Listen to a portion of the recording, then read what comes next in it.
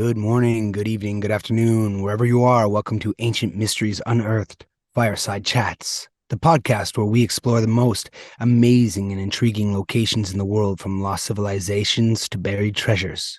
Our journey takes us to the most remote corners of the earth to unravel the secrets of our past. In each episode, we'll dive deep into the mysteries that have fascinated humanity for centuries, examining the latest archaeological discoveries, the historical accounts to uncover the truth behind some of the world's most enduring legends. Join us as we explore into the depths of Atlantis, beneath the ocean, the hidden tunnels beneath the pyramids of Giza, the ancient cities of Agartha, within the Earth's crust, and even our giant past, and many more fascinating locations and mysteries and conspiracies. So grab a seat and prepare to be transported on a journey of discovery like no other. This is Ancient Mysteries Unearthed Fireside Chats. Chris, how are you doing today? I'm doing great, Brandon. Thank you for that intro. I think we're going now for like a Twilight Zone meets David Attenborough kind of vibe here. I'm very into this. Thank you so much, man. Great to be here. And today I'm pumped, dude, because we got giants on the conversation topic. And as we know, and as our viewers know, that seems to be one of the hot topics. But the best part is I was physically there just recently in Malta. So we're going to talk about the Maltese giants. Amazing. Let's dive right into this. So, for those listening and for those watching, I was recently in Malta, and the thing about Malta is there's these crazy megalithic structures all over the island, and it's just a small little island, kind of in between, Northern Africa and Southern Europe, specifically Italy and Sicily, that area. And to keep in mind, this was at one point not so long ago, probably around the Ice Age time, before the end of the last Ice Age. That was all connected. This was all one landmass.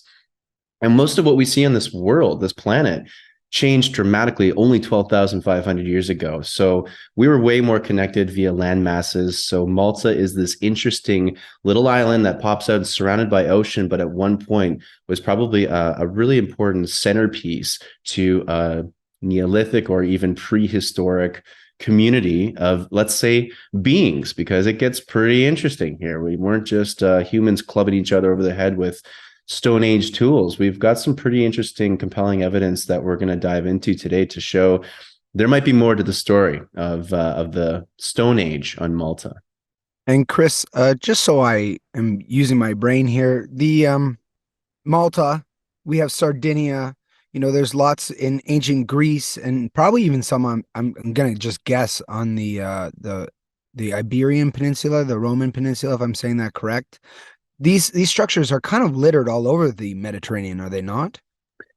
Yeah, they are. There's some really interesting stuff on Sardinia. I'm currently in Italy, in Rome, Italy right now. I'm not going to get a chance to go to Sardinia this time around, but next time I'm here, I really want to check that out. Hugh Newman's done some amazing work on Sardinia, around the giants, around literal temples called, Giants Tomb, places like that. I mean, also in Malta, I mean, we're going to check out today one of the places called Giants Tower. And they use the word giant in so many terms, and for the places there, especially the oldest places typically. And there's usually only a couple of the megalithic stones left, but they're there and they're impressive and they dwarf us. And you got to ask those questions once again. Why on earth would we build with such huge stone when we're supposedly the most primitive? And then the further ahead you go in history, the Romans and getting into the Bronze Age and the ancient Greeks and stuff like that, you start to see everything get smaller. All the blocks get smaller, and we're supposed to be more sophisticated. So we have to keep asking those questions. Were we one dealing with more ancient technology, or could be both?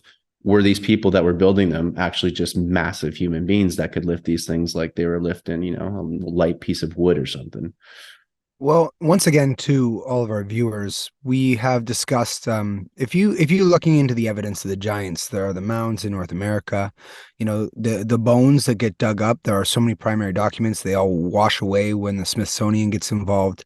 There are references from explorers, renowned explorers, whose accounts were taken as historical fact, and they talked about finding fantastical beings, some of which were giants. We have those in the islands from Marco Polo. We have going around Patagonia, there were the giants down there. So the Bible describes races of giants and tribes of giants. We do know of them. Certain kings and rulers in history were described as being giants.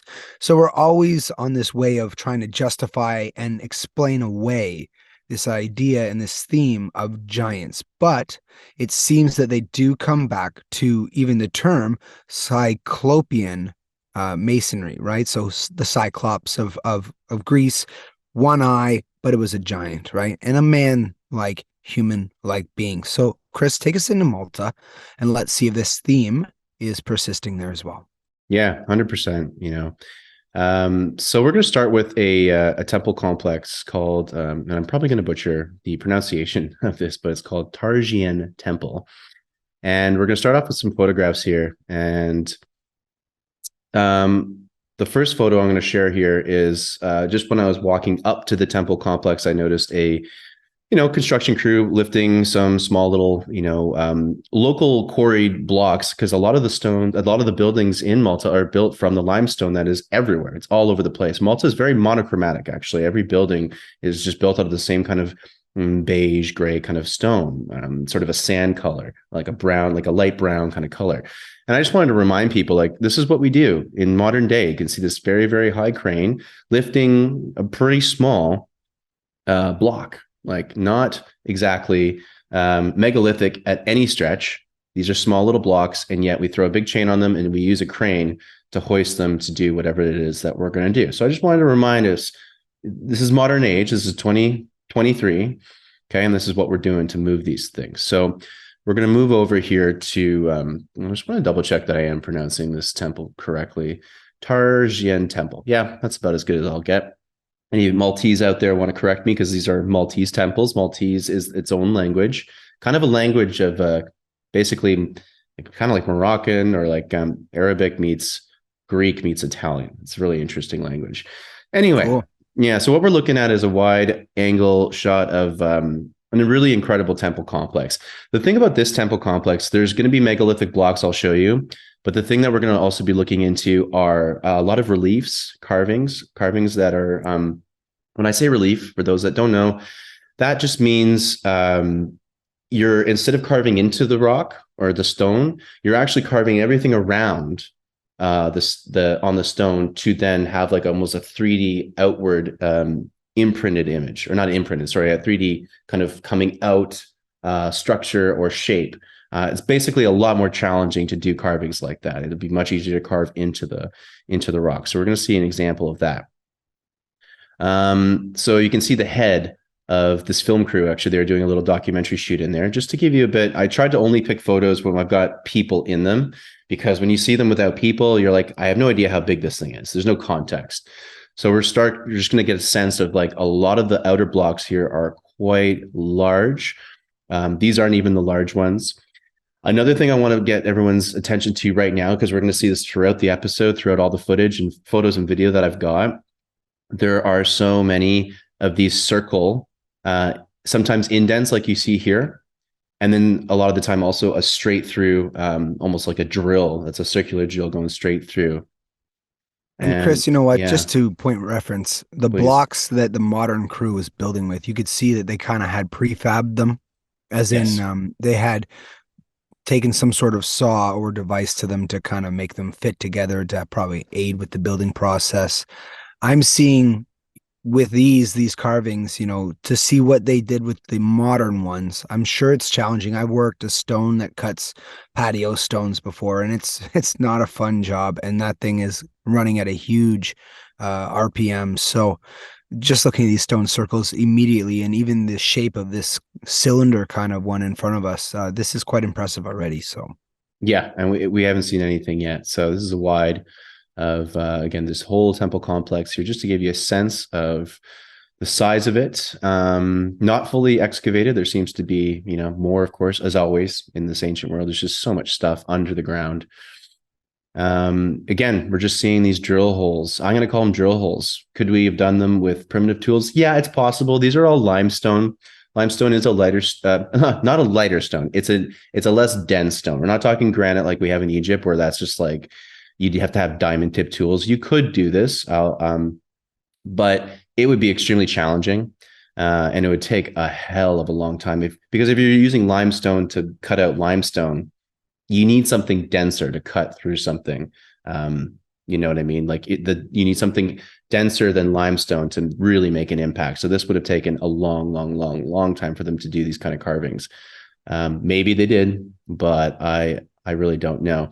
So Well, we're that seeing, seems to be that's kind of like the narrative around the megalithic and the stone structures in our Stone Age is this resistance to get away from the basic tools hypothesis that they had, these limited abilities, limited metals, if any, that they were working with. And then you see, the math even involved, and it kind of puts this whole Stone Age perspective into the rear view mirror. And if there was a Stone Age, to me, I kind of side with more of a Grand Hancockian theory that perhaps we had already gone through a cataclysm and forgotten about our tech, and then that was, more of a desperate time. and if for those watching and listening here, the first podcast I did of the new season for the Mastermind podcast, where I interview today's top experts, talking about the alternative theories to our history. I had Neil Gore on the show, and he talked about the Yuga cycles. And the Yuga cycles are the series of the cycles of consciousness on this planet. And right now we're in the lowest part of the cycle. However, we are moving up, which is great. And we're awakening, which I think a lot of us are pretty aware of these days, that there is a collective consciousness awakening happening. And this is a 24,000 year cycle. So it's a big one. And as you move to the top of the Yuga cycle, which is in the Greek terms called the Golden Age, the Golden Age, that we're so advanced on a level of consciousness that we actually don't even have writing. We don't even have things that we have gone such a high degree of sophistication that we would actually be building in stone with no hieroglyphs, no nothing. And we would actually imbue information within the stone. I sometimes wonder, are we actually looking at something so high tech that we think it's extremely low tech in the Stone Age? Some of these stones, limestone, I'm not as aware of, but I know, again, with granite, we've got crystal. We did other episodes where we talked about this. Crystal not only can store can store data and information, which it absolutely can. Crystal quartz. We got the Silicon Valley. Silicon's part of quartz crystal, what a computer is built out of, right? Literally, this is a way to store information. But not only that, of course, it's also a form of energy, a creation, which we know is piezoelectric energy. Were stones, other stones having different properties like limestone? Were they able to do things with limestone that we don't even understand to this day? Are we actually maybe potentially looking at something actually high tech, but because we have no idea about how it functions or works, we think it's primitive, but how could we even know with our current perspective? That's a hypothesis. I don't know if that's true, but it's something to consider. Now, back to the photos here. We're looking down. This is actually a huge block down here. There's a lot of these around the complex that are like 4 times bigger than the ones in the wall, which are already pretty large. And as you see, when I take a closer photo, it's these holes again. Were these what they say, which is like they put liquid inside them, or they're using them to make things? Maybe later on they were, but originally, I just feel like there's a different purpose behind them. What? I have no idea. Could not tell you. Again, you see these sites littered with these megalithic stones. Look at the size of the people here, okay, on the top right-hand corner. And then down here, I mean, these blocks are massive. We're talking, for the listening audience here, oh God, at least 12 to 15 feet long, one piece of stone weighing well over a ton, certainly in weight. Limestone might be a little bit easier to carve, but it's not light. It's still very heavy. As you can see here, this is the temple entrance. These big megalithic stones, quite well cut. These ones especially are Yeah, they quite. look modern. Yeah, now some of these have been moved and like put back together to try to replicate what it was originally. But again, this is probably what it did look like originally. And Well, let's so just is Stonehenge, I'm pretty sure. very Stonehenge, and we'll get to it later. But there's actually folklore that tie in these legends of giants, which we'll get into soon, that also may have had a hand in building Stonehenge, which is really interesting that the Maltese folklore somehow connects to Stonehenge, which is hundreds, if not thousands of kilometers north in the UK, of course. So I'm going to quickly just go through more of these here. We've got actually a lot of temples and photos and video to go through today. Look at all these again. We've got these circular, I don't know, drill holes that are everywhere. They're all over the place. Why? I don't know. This one's interesting. You probably can't see it quite here in this photo, but I'm going to zoom in. And there's these really interesting, like little mini tunnels that people would crawl under. Why? I don't know. I don't know the purpose of these, but the carving in them is actually interesting because you've got the flat rock, and then you've kind of got a little indent, and then a whole opening that's like a square opening at the bottom of these stones. Which, once again, why? I have no idea. This one is another question mark. I just put this in because I don't understand what this would even be. This stone here stacked on top of these stones. There's a lot of questions. There's a lot of stuff with these things where I'm like, I just don't understand. Is it primitive? Maybe. Is there something really basic of an explanation? Perhaps. Or maybe it's just something I have no idea about. This one's also really interesting. Quite a large stone. You can't tell here. There's no person beside it to give it reference, but we got all these drill holes again, and indent. This is actually this is a part of that same stone cut in, indented, sort of at what would that be, a 90-degree angle? No, 45-degree angle. That's precision masonry. That's precision right masonry, right? Like that's Like, very impressive. That is very impressive. And then this is again like more kind of showing the shape of some of these temples. That would be very impressive. They do, at least at these are UNESCO heritage sites. They say on the like the signs that they have around the complex that these usually would have, they would probably have a roof on top of them. So imagine how complex that would be. You don't see it now, but maybe it was there. We've got some more interesting, like what we could call this, little bowls here. Like you can see again, this tunnel thing at the bottom of the stone that someone could crawl underneath. Why that would be there, I don't know. Could it be for animals to move through? That would be the more basic, primitive explanation. But is there something else going on? I'm not sure. You see a circular stone device down here. I don't know what these are for. Again, there's the primitive explanations. Looks like it could be a bathroom. Could be basic. There is literally this hole. It'd be a hole to take a crap in, basically. But if it was a bathroom, that looks like sewage. I mean, it looks like they might have. Well, there's a whole under there, deal with it. There's an under complex underneath this whole structure because of this hole here shows that there's actually a whole little, like there's quite a large cavity underneath this, and people throw their looks like a manhole coins in it with the cover, right? With a cover, right there. Right, like that's what it looks like. Ancient sewage system, right? So I don't know. Wow. These are really interesting. Whoa. I know. Like, look at these carvings. So you've got, for the listening audience here, we're looking at a spiral carving. It's a relief, once again, which is much more complex carving. And also look at the outer casing of this. There's like this weirder outer casing to this much larger stone, which again, how did they do that? What's that for? I don't know. But these look like almost owl eyes looking at you, but they're done in the spiral form. You see this all over the place. I don't have too many photos of it here, but these are very Celtic. It is, right? And it's mesmerizing. It's very much a hypnotic, almost psychedelic kind of effect, which we know through a lot of cave drawings and speculation on that the people of this time certainly were probably dabbling in the psychedelics. So, and it's wonderfully done too. It's not beautiful. Primitive. No, it's really not. It's really quite beautiful. This is again just to give you a sense of the size and scope of these stones here. This is a film crew standing beside here. More of these holes. Some of them actually connect. So if you can see these ones here, these connect together. So the top one's drilled and it would be drilled through, and then it boom comes out this end. Again, a primitive explanation could be to put rope through that to tow it. I could see that, but these are really, really heavy. You'd need some serious I don't know.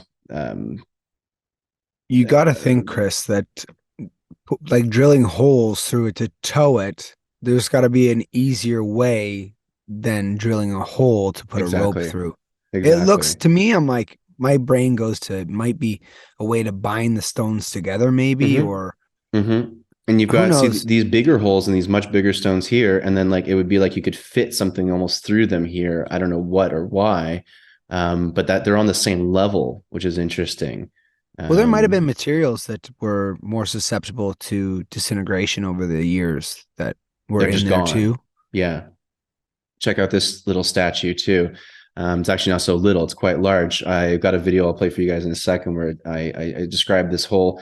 You all you see is these feet and bulbous kind of legs. There's these very bulbous statues found all over Malta, and I don't know what humans they're depicting because they're extremely obese in a sense and bulbous. They don't look very accurate to the people that actually would have been living there. Maybe they're depicting some of these giants. I don't know. Maybe not. But this is a big statue, quite well done. And as you can see here on the bottom, you've got these circular reliefs here. Same over here, sort of the spiral. And there's going to be more photos I'll show you actually that you can see that this is like a wide of this kind of room here. Again, the reliefs are all over these stones. Very, again, beautifully done, complicated masonry.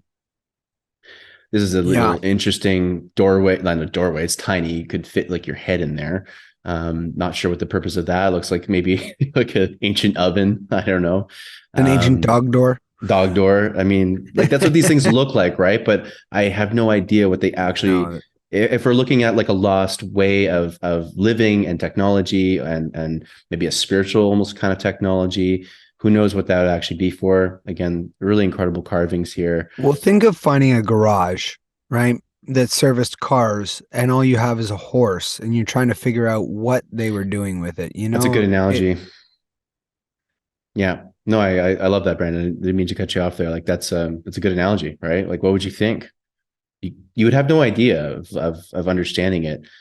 More reliefs here, very almost serpent-like, but they're not serpents. They're just these lines, almost like leafy shapes, but they're always going into a spiral, always. Very, very peculiar, very odd. There's these kind of like boxes, again, with more peculiar carvings on them, but they're not boxes. There's these just rectangular stones. Were they just pretty decoration? I don't know. This is sometimes I like to take photos of what they say here at the bottom of the sign. This is a sign found here at the temple complex explaining some of the stuff. All of these designs were made using only stone and bone tools. These people had no electrical tools, but they surely had lots of patience. And Notice how they had to yeah, say no electrical tools. right. I mean, I if love you that. said only stone and bone, it not those electric high-powered drill bones. Right? Like but I have to I really do have to give the Maltese people credit because I'm gonna and I did a quick video on this too, where a lot of their signs they admit all the time that they actually have no idea about almost any of the things here, and I will absolutely give them credit because that doesn't happen a lot in Greece and in other places. It's just like this is exactly what happened, and you got to be like, come on, guys, like we got to speculate. This is speculation. We don't know. This is thousands and thousands of years ago.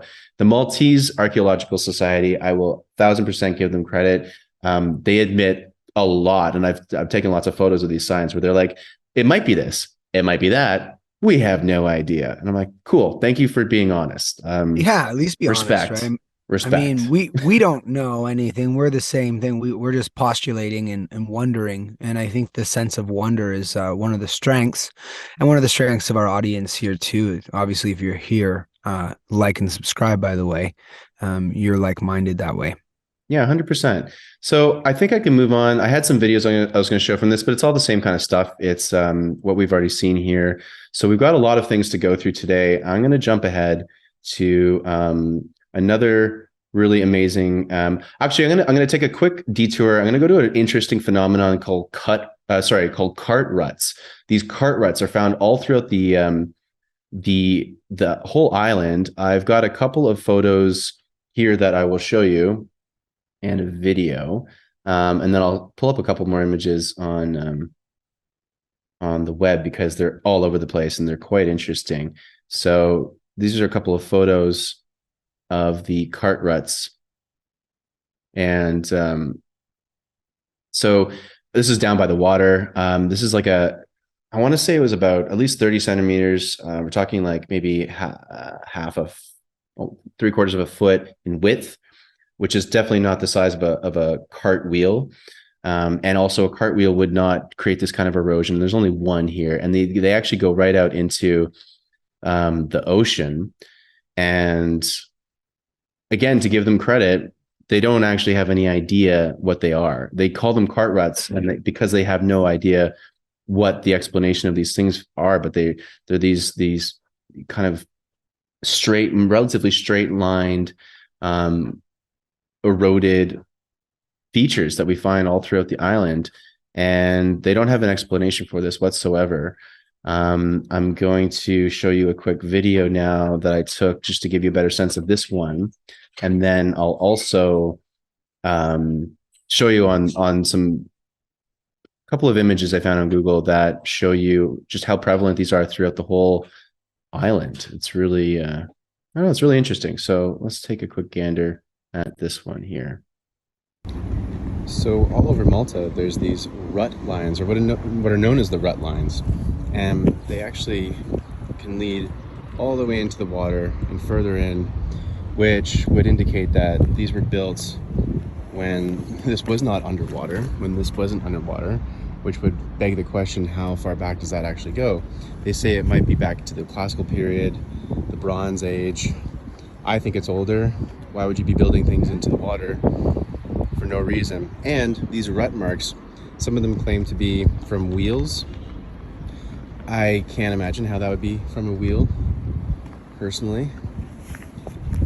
But it's interesting. There's a lot more of these, and I'm going to show you a lot more of these around Malta that are completely a mystery to the archaeologists, the historians of the area. No one knows why these rut marks are here and how long they've been here for. That's the interesting part, is that there isn't a leading hypothesis. I mean, they're Exactly. called cart ruts, but that's, I mean, I can't see how a cart is causing a rut in hard stone like that. Right. I mean, unless that stone was molten, and oh wow, look, they just keep Yeah. going. So like these are, I didn't see the impressive ones. Like these are the impressive ones. This is from an aerial view here. They're everywhere. They're all over the island, and they're very thick. Like this gives you a sense there's a guy standing in between them. This is where they get the idea of carts, right? Where I'm like, I can understand that they look like ancient, like inverse railway tracks. Yeah, it looks like a subway line Yeah, almost. it basically does. And so they're just everywhere. And this is one of again, these interesting, this one especially, I guess you can't see it there, but you can see in the smaller image, like it looks like an intersecting, railway Yeah, line coming in, like we see yeah. all the time. Like what the hell's going on? Like this is Well, why these, not though? I mean, why really, why not? not? Is the train really that, is it a new technology? I know that mainstream would say yes around the 1800s, maybe a little bit earlier, but it's not a complex idea. And who knows what we used to have? I mean, history repeats itself. So, Well, that's the thing, right? Like you can see how these cart tracks, whatever you want to call them, go into the water. A little further yeah. down here, you can see that shot inside the water. So here we are going into the water. There's amazing videos on YouTube. We'll definitely do something on it again one day where there's so many things underwater. I mean, not only just ruins that we're finding, pyramids, all these things underwater, but also, yeah, like kind of this extension of these cart rut ideas where you got to wonder, like, what like when those things weren't underwater, which were tens of thousands of years ago, were these ancient highways. We know in the Amazon forest through lidar scanning that the Mayans had huge highways, straight, finely cut, large highways connecting all these ancient cities together. Yeah, it's just these are the questions you Yeah, got to and start that's asking. off India, Japan, Cuba, all through the Mediterranean. We just keep finding evidence of submerged architecture and cultural evidence. So Yeah, it's quite compelling. So, yeah. Chris, I need to hear more about giants here. Feed my curiosity. Where do the giants come in all this? Well, let's go right into the Giant's Tower. So Giant's Tower is really amazing. I'm gonna pull up some images here, and then I'll play some videos for you guys. The really cool thing is that these are all World Heritage, UNESCO Heritage sites, and even in there, like they usually have these little museum areas before you go into the actual megalithic complex, and they have even there written down like the folklore and the folklore. I was astonished to see like they acknowledge that the folklore talks about giants having built them, and this is of course people, it's the mythology, this is the folklore, so they don't take it seriously, but they actually mention it. And I think as our audience that is a pretty critical thinking audience, we I know you guys think outside the box a lot, and I know you're going to probably think the same way we are when we look at these things. We're like, well, were they just myths? Were they just folklore? Why is it prevalent all around the world, like we were mentioning at the beginning of the episode? So this is a sign that you'll see here. I'll read it off for you. The end of an era, question mark. There are quite a few theories as to how the Maltese megalithic culture met its end. Some scholars associate the community's downfall with the deterioration of their environmental conditions. Others think it may be to the result of a foreign attack or social unrest. Whatever the reason, after around 2500 BC, traces of the temple builders are no longer found in the archaeological record. The people who settled on these islands after this date were very, very different from those of the temple period. What happened to the temple builders is still a mystery. So right there, they're acknowledging we have no idea who built these things. Later on, people added on to them, which we see all the time. It's always, always, always happening. We add on, we add on, we add on. But that doesn't mean that those were the original builders. So we're going to scroll down to the next image here of a legend. In the early accounts of the 17th century, megalithic blocks or remains of megalithic buildings were associated with exceptionally large and strong people, the giants. Over the centuries, the remains in Gozo, which is the small island just off of the main island of Malta, became widely known as Gigantia, or Giant's Tower, by both locals and foreigners, which is not surprising considering the extraordinary height to which these megalithic structures survived. Many fables are inspired by these remains and by the mythical giants who built them. Some of the better known Maltese fables are illustrated here, and I'm going to scroll down to a closer up image.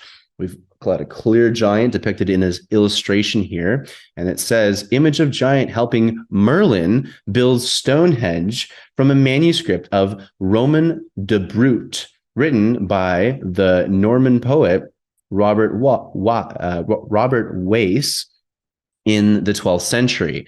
So we've got this Maltese connection to Stonehenge and Merlin, and these obvious legends that are, way the heck up north in the UK. Very, very interesting to find this all the way down close. Yeah, the History Britannica, I think they refer to Merlin using giants as well. He instructed and directed them and helped them with his magic apparently too. So really fun stuff to listen to. It's so interesting. And this is another tale, Folk Tales, by Fr. Manuel Magri. And this is an interesting image of a female giant carrying her baby and just hoisting a huge rock, megalithic rock, above her head like it's nothing. These just two guys snacking on a sausage too, just eating some jerky, lifting a megalithic stone, carrying a baby, like you just do. Another day at the office. So here's the folktale. According to the folktale, which is called The Woman Who Carried Large Stones for Buildings in Malta and Gozo. I love that title. Very poetic. Original title. Wow. By how can you misinterpret that one? Right? Like, this is what I got to ask. Are we, whoever did this, are they calling it a folktale, or are we calling it a folktale and they are calling it, this to me sounds like a freaking documentation. It's such a, logical, bland title that's what you get in science. Science is it's like a professor. It's like, the history of the anatomy of squirrels. And we're like, well, they weren't really talking about squirrels. Right? The woman who carried large stones for building in Malta and Gozo, just in case there was any confusion. I'm really glad we hit on that, because when I was reading that, I didn't actually fully absorb how ridiculous that is. So, or not even ridiculous, how it's bland and obvious. It's just so like building with giants 101. Hello, I am your professor. So here's the rest of it. Basically, a giantess was seen carrying large stones on her head while carrying her baby in her arms or in a sling on her back. As she walked along, she snacked on broad beans and wove flax. Okay, so they were beans. They wasn't jerky. All right. Well, see, Excuse me. that's why we read the textbook. Right? Among the buildings constructed by the giantess in Gozo, we find Id Dura Talmara, which means the woman's house, and Borg Imarama at Ta Senk, which and also Jainta and Ilhaguar Makwa. I'm not sure how you pronounce that, but that means the standing stone in Kala, and Borg Il Garib, which means the stranger's mound. So you've got these places called the woman's house, which is referring to a giant woman. You've got these standing stone places, which we're going to see in a second. These standing stones are like 20 feet tall. They're huge. And then the stranger's mound, stranger being maybe these strange beings, perhaps. I don't know. Well, I just want to point out the word mound as well. And mound structures are prevalent in the North American giant lore. So once again, you can make these connections. Right. And this is a gentleman who's on the Maltese, looks like postage stamp. And according to the folktale, the children of the giantess or the ancestry of Gozo and Mosta by this guy who's a Jesuit priest, Manuel Margri. And he says that there was once a giantess who had two children, a girl and a boy. One day her children were kidnapped and taken to Malta by boat. When the children grew up, the daughter married a Goziatan, and from her originated the Goziatan population, while the son married a woman from Mosta, and from him derived the population of Mosta. That doesn't sound like a folktale. Again, that just sounds like this happened, and then that happened. End of Right. lecture. It's pretty bland. And It I is do pretty apologize about bland. coughing into the microphone there, people. I thought I was on mute. Oh, all good. I actually didn't hear that because I think I was talking over you, so it's all good. Here's just some depictions. It's a little lopsided here. Let's see if I can quickly change that. Great. These are just a photo that they show you here of the giant woman and her kids. This is an image just to show you guys what this temple looked like back in like the 17th century when they first rediscovered it. And we're going to get into what it actually looks like. So this is the side of the temple. Just notice the size of the people here, okay?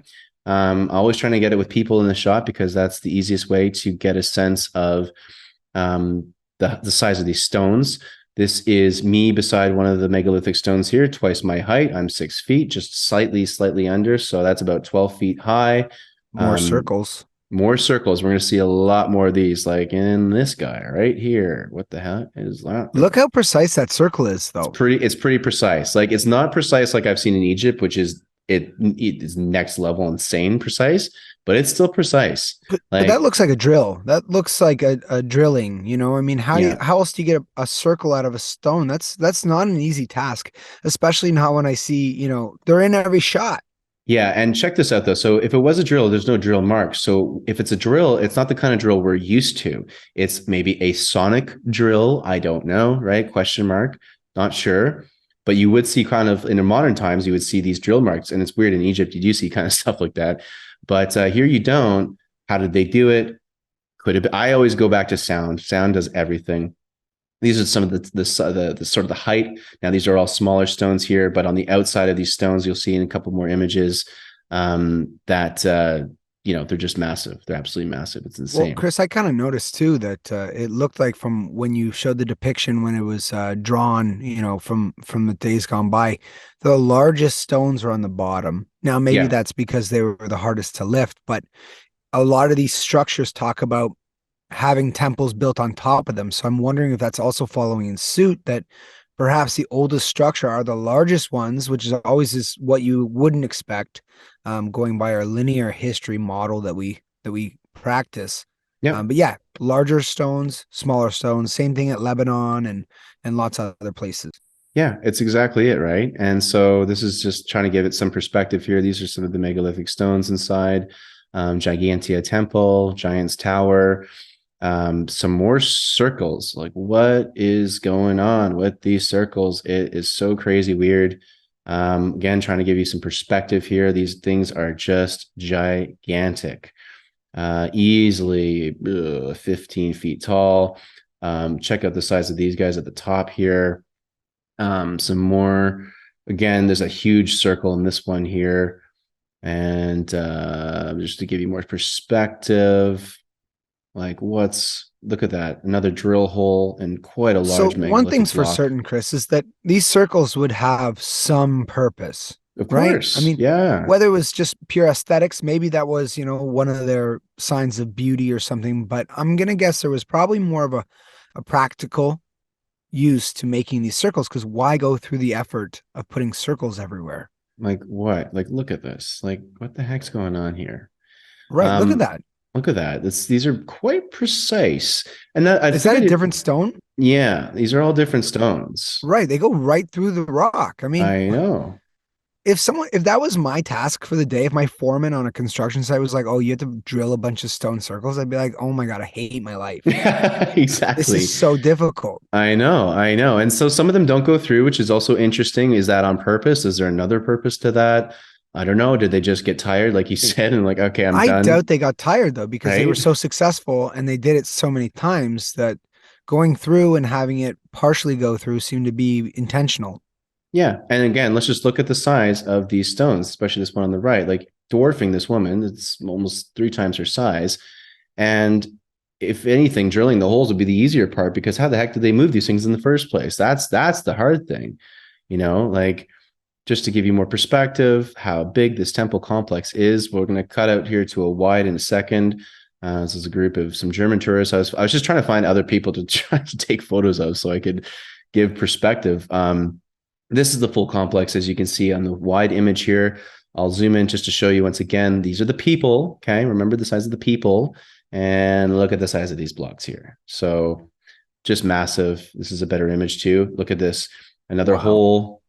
Another hole here. Looks like this could have been another one as well. That looks like, see, that's natural. That's like a natural hole. This is not so natural. Like what's going You on? know, what's sticking out to me right now, Chris, is I'm looking at all this amazing, amazing masonry and all the care and time this took into it. And now it's a ruin. Yeah. And it's been it's in disarray. We've lost the records of its building. And it makes me think of everything we have here today and how this was a high civilization. And at the time, they probably thought, we were right on top, kind of like we are today. It's a little humbling to think about how not only can these great, amazing things go to ruin, but how people can forget about us. Oh, I know. And it's a great reminder, right? It's an absolutely great reminder. It's just it really is important to remember. Like our concrete, our everything we use right now for construction is just it's going to disintegrate in a matter of a couple hundred years. Okay, metal rusts and kind of wastes away after most like 500, 600 years, right? This stuff has lasted thousands and thousands, like 4 or 5 thousand years, probably longer. We wouldn't be able to do that today. Our buildings would not last that long. So just remember what we're looking at is not only something in a ruined state, but something that has really stood the test of time, which is so impressive. So We seem to have a black box up on the screen. Do you see that, or is that just on my end? black box, Oh, it's gone. Okay, great. cool. Thank you. Yeah, you know what? Talking about things falling down here in Toronto, we have a highway called the Gardiner Expressway, and it is Hmm. in ruins, and it's the main vein of the city. It's a suspended highway. And then I look and I hear about these Roman roads that were built, 1,000 years ago that are still in use today. And I heard someone say there was no universities, there was no degrees. They learned on the job and they passed down this knowledge and they perfected it. And it makes me wonder, and that was just the Romans. And then we look at this. Where did they get the education for this? What kind of societal structures did they have? How did they access this knowledge? This is something that in a modern day we don't really ask those questions. Like what these ruins are a product of their society. So what shadow products created that? Was there a societal educational system? was there the apprenticeship? What histories were they building upon? What was their ancient sites? Because I can't believe this is just new and there was nothing before them. So interesting. Um, and I couldn't agree more.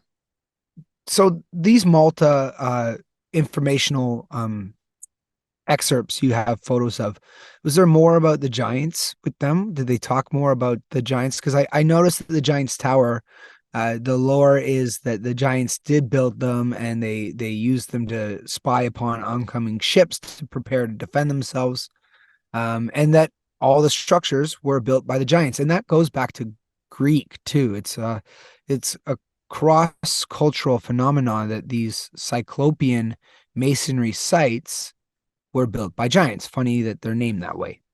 Yeah, it is really, peculiar, let's say. Well, we got one more temple complex we can look at here, and to be honest, their explanation is just the same as the last one that we showed you. But it's just I just want to show you guys because this temple complex has an additional thing to keep in mind, which is astronomical alignments.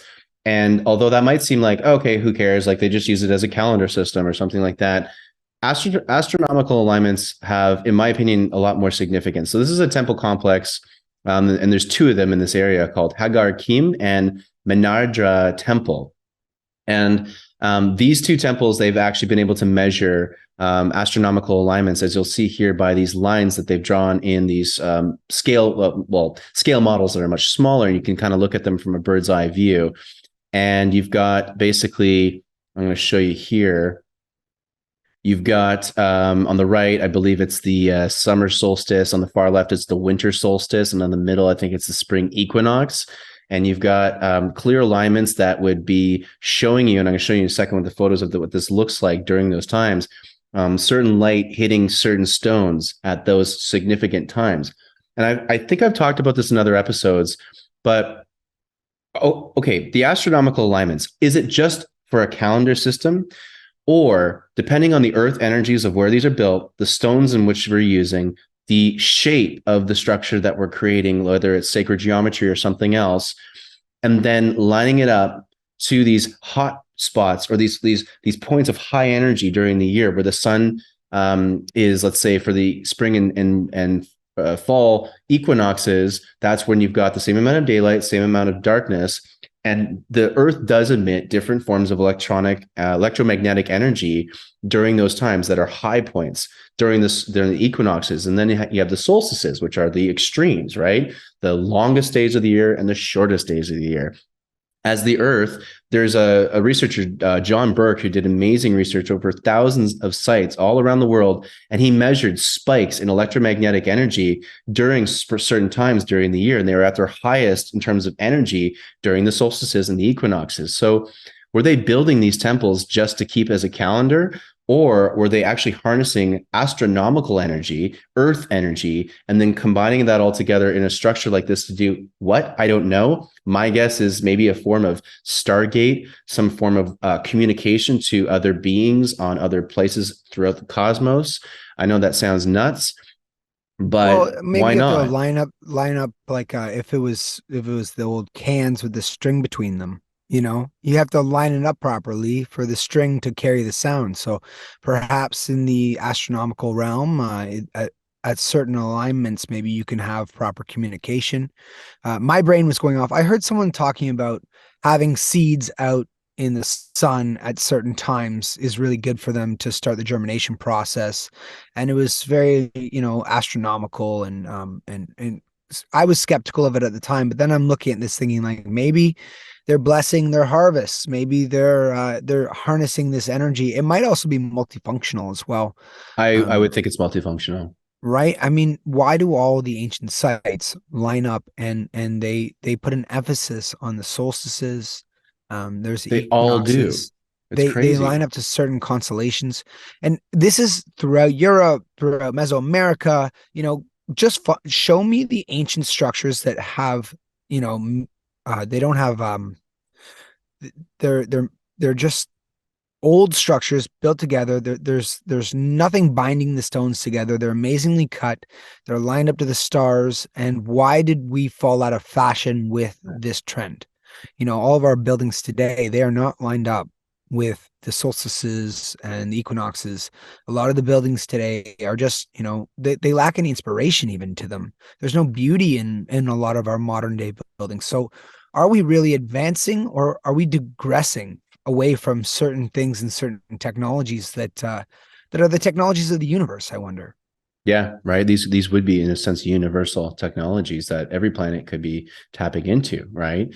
And so I agree. I mean, I completely agree with all that. John Burke, he's an amazing scientist. He did has a book called Stone of was it Seed of Plenty? Stone of something, Seed of Plenty. I can't remember the full title. And he actually, exactly what you said, Brandon, he was able to not only measure the electromagnetic energy that only happens within these complexes, which is really interesting. You go out of them, not the same thing. And he was able to scientifically deduce that. And he also noticed that he did specific experiments with seeds. And he would have a control group and one that would be in the complexes. And the ones in the complexes on these certain energetic, vortexes, hotspots would grow 4 to 6 times greater yield in their growth. So from a purely practical standpoint, which is food and survival, that even would be a huge reason, right? To be building these things with that in mind. This is an ancient form of almost agricultural technology, which I think again is multi-purpose. It doesn't just go into agriculture. What would that do to your body? That would probably heal you. That would be probably an ancient form of high-tech health care. It would Well, probably the Greek word for medicine is food. So, right? Interesting. If you have Interesting. literally blessed seeds that are producing the most nutrient rich food that is giving your body the natural way to heal itself. And our bodies, I think, are truly amazing. We fill them full of garbage and they still perform relatively well. So imagine what we did if we only put the best fuel into our bodies, what they would be capable of. Oh, I mean, I think about that all the time, right? So I'm going to skip through because we're getting close to the end of the episode here, folks. So again, these are these bulbous carvings, these bulbous figures that you find them all over Malta.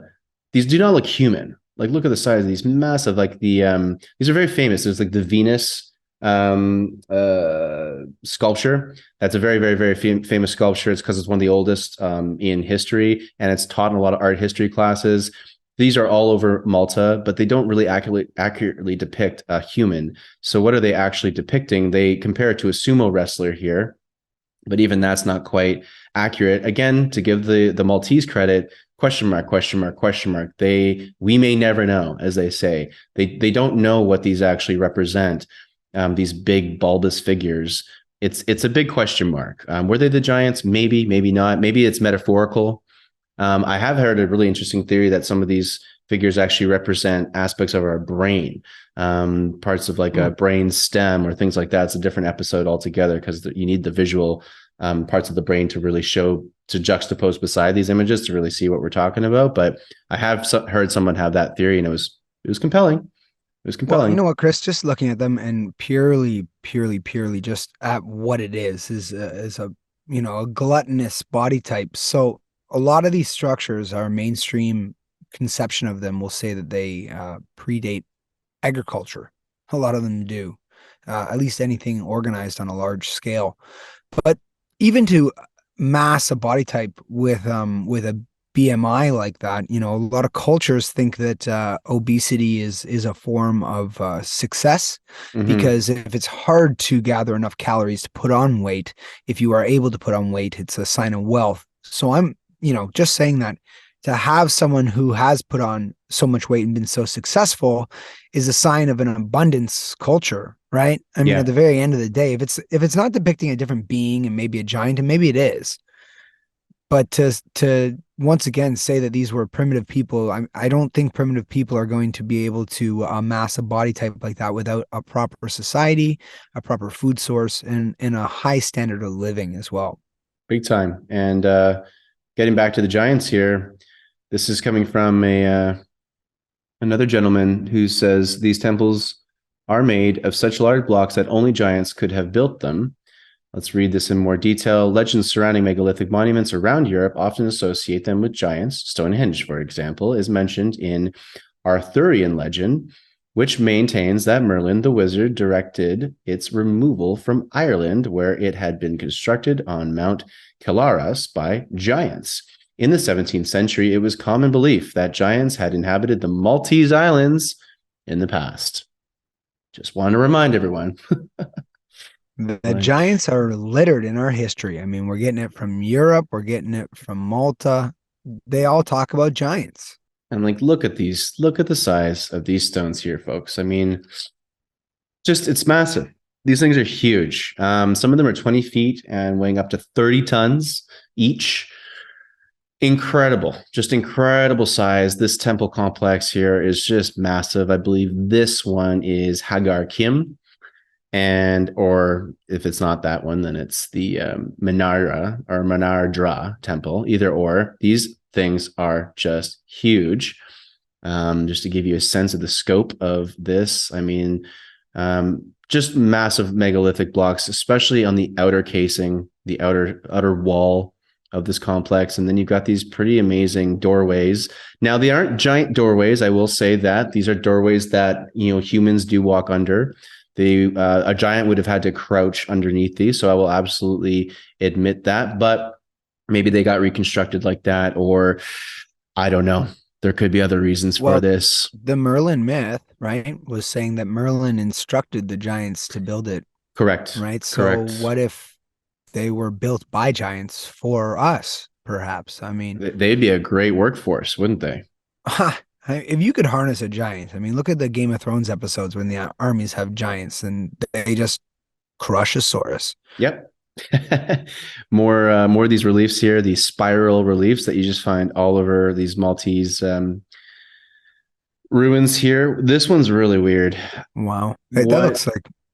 Is that? For the listening audience, it looks like an altar of some kind in the middle of one of the sort of circular inner structures, inner rooms. Looks like a padlock on the bottom here. And then you've got all these small holes poked into it. There's actually quite a lot of rocks. You can see even in the back on this rock here, a lot of these holes that are just poked in. It looks like it was wet clay when they did that. I mean, to see that many holes, it looks like it was wet clay. Like that looks like what you could do with something that is very malleable, not something that's hard. No, not at all. Right. And again, there's talk of sound that can melt rock, and then you do your thing and then it hardens again. Who knows?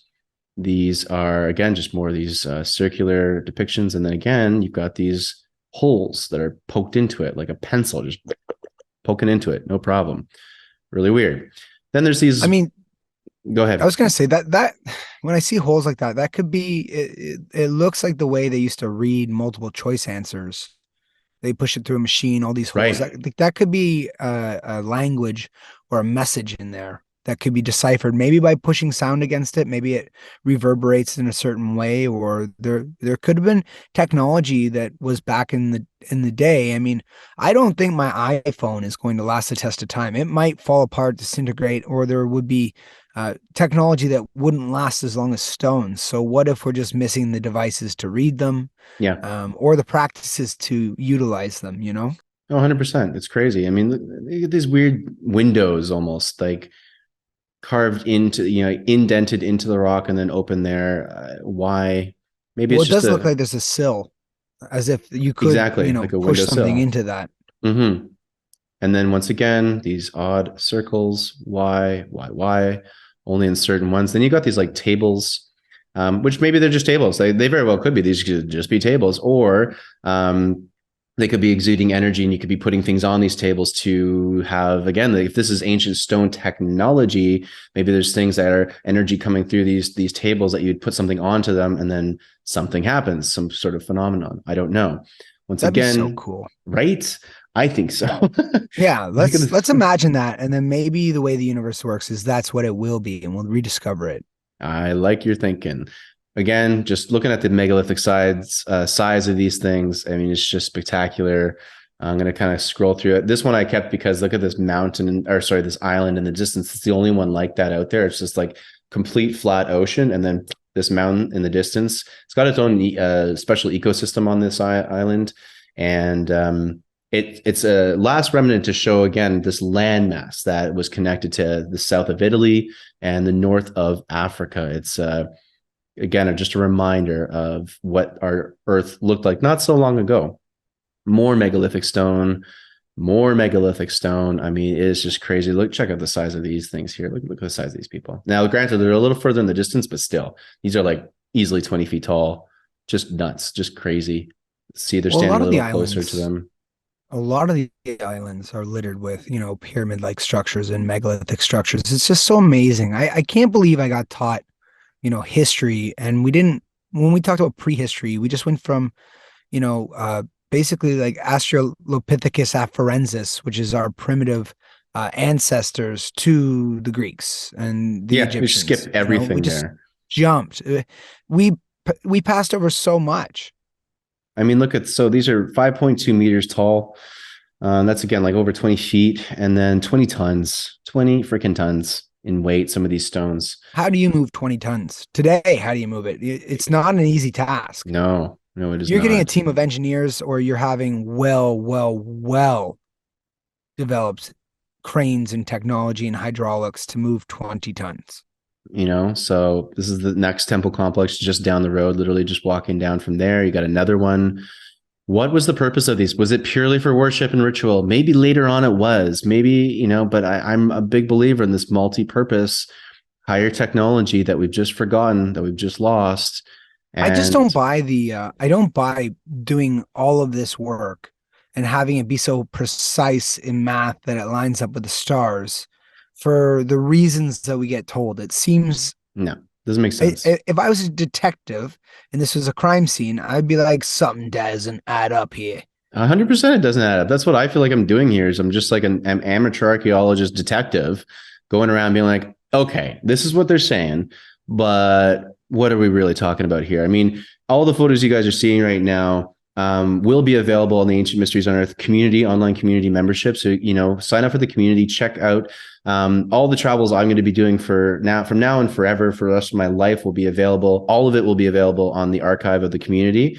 So that's one of the perks of joining. Of course, that means you support us and our work here, which basically just allows people like me, basically the founder here, to travel continuously, documenting these things and showing you guys just how amazing our history really, really is.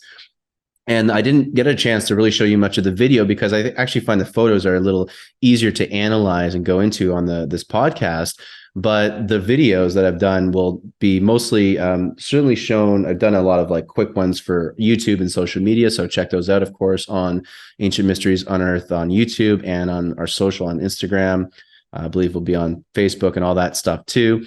However, there's even more video that I've done just walking through these complexes, and I've got lots of stuff from Egypt and South Africa as well, where these won't be on YouTube. I'll edit them into videos to illustrate different ideas and stuff. But if you want just the raw footage to go walk through these places, sign up for the membership because it's all going to be dumped on there. I'm going to put all this stuff on there. So you guys, if you want to dive deeper into these images and into more images and video as well, that's where you're going to find it is in the membership. So I basically I go around and I'm almost like a detective, like what's going on, people. And so stuff like that, check that on the membership because, we've talked about it enough on the episode today.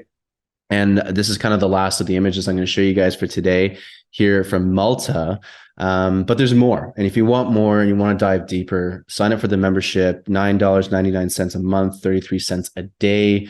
However you want to break it down, and even more things are going to continue to be added to the community. And you know what, if you don't want to do any of that, just know that money is going towards supporting the growth of this and the research, which I'm always going to be sharing with you beautiful people. And that essentially concludes, the crazy, amazing, awesome Maltese giants for today. So there you go, folks. Well, that's amazing, everyone. Thank you so much. Like and subscribe to the channel. Chris, I want to take a look at our last video and let's poke around on some comments and let's give some shout outs to some of our engagements that we have been receiving on our lovely content. Thanks to you guys, our amazing audience. And thank you for being so loving and supporting. So if you do enjoy our content, please do like and subscribe. It really does help Chris and I out as far as the algorithms and everything. And we really want to keep bringing more content to you. And I hope you enjoy hanging out with us as much as we enjoy making these videos for you. 100%. So we want to shout out a couple of people that have been commenting. We love you guys. Thank you so much. I'll get Brandon to read the top one in a second, but I want to shout out Human, Human's Awakened Wolf 5746. He recommended, says, have you guys seen any of the Super Soldier talk with James Rink here on YouTube? That led me down an incredible rabbit hole, and it's going to turn into something completely outside of the super soldier topic. It led me, interestingly, onto Rumble and then onto a rabbit hole of Tartaria. Doesn't make any sense, the connection, but I know you guys understand how these rabbit holes go. Sometimes they lead you somewhere you never expected. So thank you. I also watched a bit of that content, and thank you, Humans Saw Awaken Wolf 5746, because I really did enjoy those videos, and I actually found them kind of inspiring, which was nice. It really gave me a pep to my step for a bit.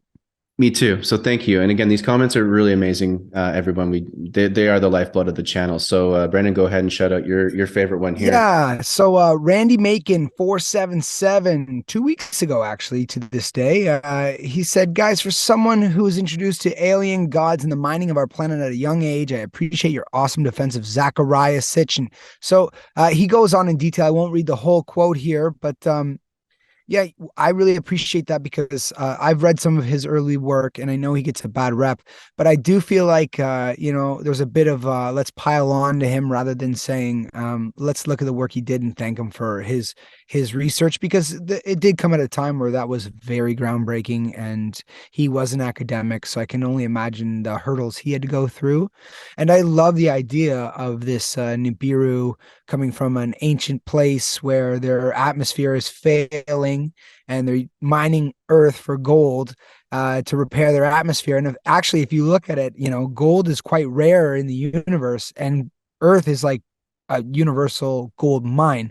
So to have these ancients talk like that and to have those little tidbits, those little nuggets of fact, I agree with you. Thank you for the comment. It's so inspiring, and it's just keep them coming, everybody. If you want to have your comments featured, bust them out. We love engaging, and we're going to start encouraging and having these little shout out moments at the end. So Chris, any last thoughts for our viewers today, or shall we let them get on with their busy days? You know what, everybody? Thanks again for watching. Just want to say we appreciate you. Yeah, keep the comments coming, like, subscribe, and just stay curious and open-minded out there. We really appreciate that kind of mentality with all this stuff. So thanks for watching. Stay tuned to the next episode of Ancient Mysteries Unearthed. And Brandon, thank you as always for your amazing hostingness. I appreciate you. Please. I appreciate you. Thanks for bringing me on, and thanks for giving me an opportunity to connect with so many beautiful people like yourselves who are watching. So thank you for being curious. Thank you for being kind. Thank you if you're skeptical. Thank you if you're a believer. Thank you if you have more information. We want it all. Engage with us. Help us grow and learn on this channel, and we'll see you next time. Take care, everybody.